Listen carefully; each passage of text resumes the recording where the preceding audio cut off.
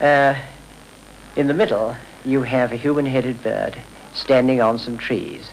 Now, according to tradition, the tomb of Osiris was surrounded by a grove, and from time to time, the soul of Osiris would emerge from its tomb in the shape of a human-headed bird and perch himself upon the trees. Now, in the far left corner behind the grove, you have a little figure of Osiris as the Nile god, surrounded by a serpent which is roughly in the shape of the island of Bega. Now, according to common belief, the annual inundation of the Nile emerged from the body of Osiris, and it was that gave it its fertilizing qualities. If you look above that figure, you will see these large stones, lumps of rock, and those, in fact, do represent the rocks of Bega itself. And what about those columns of hieroglyphics just up there to our right? Those 10 columns, yes, they're interesting too, because they record the various prohibitions that applied to the island of Bega. These were the regulations, the keep off the grass regulations. That's quite right, yes. The people were not allowed to make a noise, had to speak in a whisper. Also, no music was allowed there, fishing wasn't allowed, nor fowling, and so on. And this one here, the figure that's defaced? Yes, that represents the Nubian god Mendulis, and the damage, of course, was done by Christians here. But on the right of it, there's an interesting inscription, first of all, saying that it was carved, that is to say, not the inscription only, but the figure of the god Mendulis was carved by a man named Ahom. And of course, it's very unusual to know the carver of any Egyptian piece of sculpture. But most of all, it's interesting because it's dated by the Demotic graffito underneath to 394 AD, and it is therefore the latest known hieroglyphic inscription. Of course, we'd inspected only a small part of the main temple complex. The Isis temple with its majestic pylons is certainly the main focus of the island, but another spectacular building is the Trajan Kiosk, or Pharaoh's Bed as it's sometimes called, a towering rectangular building composed of sandstone columns on all sides that almost rival the height of the main pylon. And it was this imposing kiosk that housed the boat which carried the cult figure of the goddess when she was taken in procession along the Nile, or across to the nearby island of Bega to visit the tomb of her husband Osiris. Philae is so rich in antiquity. There's Hathor's temple, an ancient Nilometer, the temple of Imhotep, all richly carved with gods and goddesses, scenes of religious mystery, and inscriptions that record for us the pages of history that were Philae. Well, it is unique. There is no other island site with temples like this in Egypt. It had, in addition, of course, to its temples and its architectural treasures, vegetation of a kind that you don't find round Egyptian buildings, and which I think enhanced their appearance enormously. But in Egyptian terms, the temples here are not all that old. 4th century BC, I suppose, is the earliest they go back to. In fact, of course, as a result of the work done here now, the history does go back a couple of centuries earlier. The earliest temple that was found was only a kiosk, dated back to the 26th dynasty Semiticus. It was about 580 BC. However, that's not so very old, as you say. But, you know, it doesn't necessarily follow that because something is late in date, that it doesn't contain a lot of information which is very much older. Many of these texts we can see around us now, they have had long histories, and often you have the best preserved versions of them in a relatively later copy. Walking around the island today, an important day in the history of this island and the history of the project, how do you feel about the reconstruction and the overall presentation of the new Philae?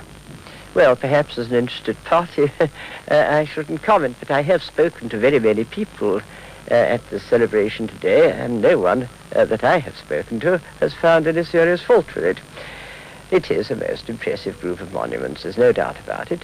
They look different from what they did on Philae itself. They're bound to. The background is different. You haven't the vegetation, the palm trees, all of which contributed a lot. And of course, they're clean, and many restorations have been possible. I think, really, it has been a huge success. For about 70 years, the island of Philae has been very difficult to get at since the building of the first barrage across the Nile. But now, all this has changed, and Philae is bound to become a centre of tourism for a start. But I wonder if also scholars will be interested in this new accessibility of Philae. They're bound to. There's so much here that's never been published, and it does give a wonderful opportunity for Egyptologists to come and work on the material here. Scholars will also benefit from the rescue of many other temples and archaeological sites along the whole stretch of the Nile affected by the dam. At the height of the rescue, 16 different countries, including Britain, the United States, France, India, the Soviet Union, Poland, Italy, Germany, Sweden, and Austria, fielded no less than 200 expeditions that surveyed and excavated vast stretches of the Nile bank. The new evidence of the past they unearthed is in the process of changing our view of history in this part of Africa. It's quite clear now that the Nile Valley acted as a cultural corridor between the Mediterranean world and Black Africa. Professor Sev Soderberg, a member of the executive committee of the campaign to save the monuments of Nubia, summed up the results with one word. Oh, fantastic. The whole story of the climatic changes, the way of the adaptation of human mankind to environment and all these fundamental things for a properly understanding of human ecology has been utterly developed thanks to this. And such startling things as we can study in detail the climatic changes, say, from at least 20,000, 30,000 BC and until today. Then on some sites from about 10 to 12,000 they found stone implements with a glaze, and that glaze can only be produced by cutting cereals. But anyhow, we were a little bit uncertain. Perhaps they cut some similar plants, and perhaps it was not agriculture after all. This must have been very exciting at the time for the archaeologists concerned. It was against all rules. It was 5,000 years too early, because otherwise agriculture in the Near East starts at 7,000. So it was absolutely impossible thing, and therefore, of course, we remained a little bit skeptical. But some years ago, he has found the cereals on the so-called dune settlements. And they also show a type which indicates that they have been cultivated, that it's not wild cereals, but they have been cultivated. So what you're saying is that agriculture may have started in an oasis in the Sahara. It is, as it looks now, it's a strange thing that Sahara Desert, which is the most forbidding place of all, may have been the starting point of agriculture, and we have to cope with that truth. Another of the great discoveries was a chain of 12 fortresses running along the 50-mile stretch of the Second Cataract. One of them, Bouhen, was totally excavated over 8 years by the late Professor Emery of Britain, a massive fort occupying an area of 1/4 mile square, built somewhere around 2000 BC. Professor William Adams of Kentucky University has also done some study on one of these huge fortresses. I think the largest of them in terms of territorial extent was Mirgissa, which covered some, if I remember correctly, 20 acres or so, but it was surrounded by mud brick walls, surely containing several million mud bricks. The structure, even after 4,000 years, still stood 40 feet high at the tallest point. It was a double set of brick walls of similar magnitude around the whole fortress. And am I right in thinking that many of the design features of these fortresses were well in advance of many medieval castles and early castles in Europe? My understanding is that virtually all of the traditional features of medieval fortification, that is to say the moat, the drawbridge, crenellation, the use of the glacis, and so on, all these features are found in the ancient Egyptian fortresses 3,000 years before the great castle building episode in Europe and the Middle East. Professor Adams is still digging in Nubia at an excavation organized by the London-based Egyptian Exploration Society. His work over nearly 20 years in Nubia has been full of surprises.